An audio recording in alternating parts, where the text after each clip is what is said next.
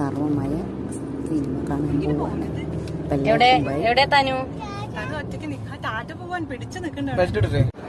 ഈ മോള് താനും മുമ്പിലും പോയി, ഞാൻ ബാക്കിലുണ്ട്.